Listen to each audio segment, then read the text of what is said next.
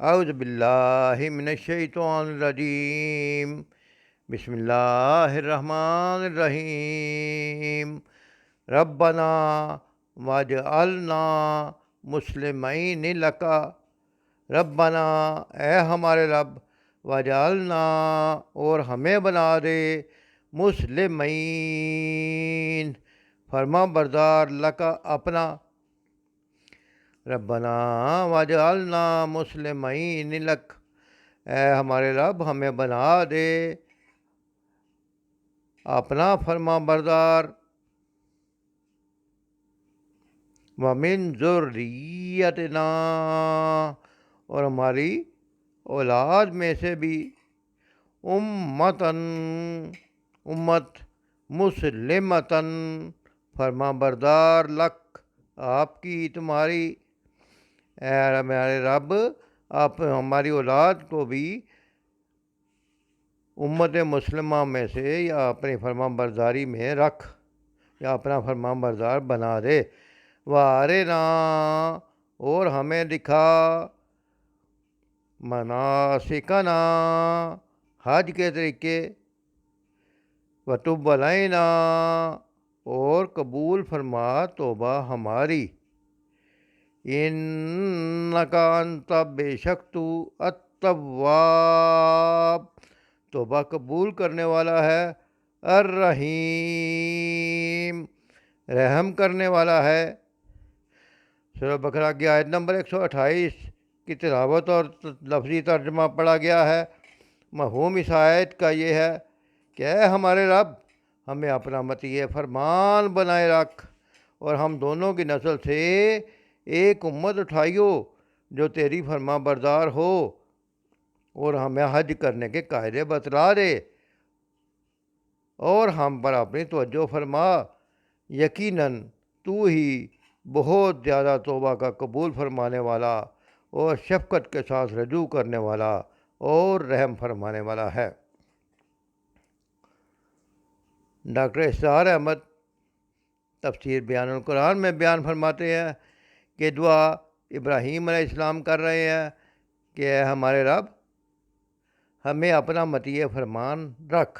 حضرت ابراہیم علیہ السلام کا مقام و مرتبہ ذرا ذہن میں لائیں کہ اللہ تعالیٰ کا جلیل القدر نبی، خلیل اللہ، اور اللہ تعالیٰ کے حکم پہ کام کرنے والے، اللہ تعالیٰ کے حکم پہ محنت کرنے والے، اور اللہ کے پسندیدہ جو ہے وہ کام کرنے والے، اللہ کے احکام کو نافذ کرنے والے، اللہ کے جو جتنے بھی اللہ تعالیٰ نے آزمائشیں دی ان میں پورے اترنے والے، لیکن دعا کیا کر رہے ہیں کہ اے اللہ ہمیں اپنا مطیع فرمان رکھ، ہمیں مسلم رکھ۔ اس لیے ڈاکٹر اسحاق لکھتے ہیں کہ ہر وقت یہ خیال رکھنا چاہیے اور دعا کرنی چاہیے کہ اے اللہ ہمارا خاتمہ ایمان پر کر۔ وہ کہتے ہیں ہم اگر اپنے بارے میں مطمئن ہو جائے کہ میری موت لازماً حق پر ہوگی، اسلام پر ہوگی، تو یہ بہت بڑا دھوکہ ہے۔ چنانچہ ڈرتے رہنا چاہیے اور اللہ کی پناہ طلب کرتے رہنا چاہیے، اور اپنی اولاد کے لیے بھی دعا مانگتے رہنا چاہیے کہ یا اللہ ومن ذریتنا امۃ مسلمۃ، ہماری اولاد کو بھی اپنا مطیع فرمان بن رکھ، وارنا مناسکنا، یعنی اللہ تعالیٰ نے اپنا گھر تو انہوں نے بنایا اللہ تعالیٰ کا، لیکن انہوں نے یہ بھی کہا کہ اب ہمیں اپنی عبادت کے طریقے بھی سکھا، اب ہمیں مناسک حج بھی سکھا۔ اس سے یہ بھی ملتا ہے پتہ کہ جو طریقہ اللہ نے سکھایا ہے وہی طریقہ حق ہے، وہی طریقہ سچ ہے، وہی طریقہ جو اللہ تعالیٰ نے اپنے نبیوں کے ذریعے کر کے دکھا دیا۔ اس لیے شریعت، قرآن اور سنت، اس کے ان ماخذ کے علاوہ کوئی بھی طریقہ جو کسی کی نے بھی گھڑا ہوا ہو وہ عبادت نہیں کہلاتا۔ عبادت وہ ہے جو اللہ نے سکھائی، کیونکہ ابراہیم علیہ السلام نے بھی یہی دعا کی کہ ہمیں اب اس میں عبادت کا طریقہ بھی سکھا دے، مناسک حج بھی سکھا دے، اور اس وقت بھی یہ دعا فرمائی وَتُبْ عَلَيْنَا إِنَّكَ أَنْتَ التَّوَّابُ الرَّحِيمُ، ہم پر اپنی شفقت کی نظر فرما، بے شک تو توبہ قبول کرنے والا اور رحم کرنے والا ہے۔ یہاں پر دعا کا طریقہ بھی سکھا دیا کہ اللہ تعالیٰ کے اسماء حسنہ کے ذریعے مانگو۔ اللہ تواب ہے، اللہ رحیم ہے۔ اے اللہ تو ہماری توبہ قبول فرما، اے اللہ تو ہم پر رحم فرما۔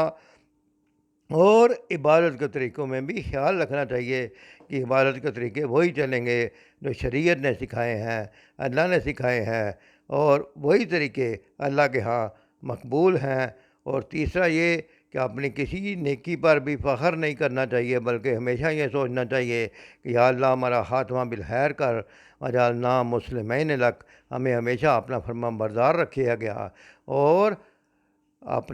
ہماری اولاد کو بھی امت مسلمہ میں سے رکھ۔ رب اجعلنی مقیم الصلاۃ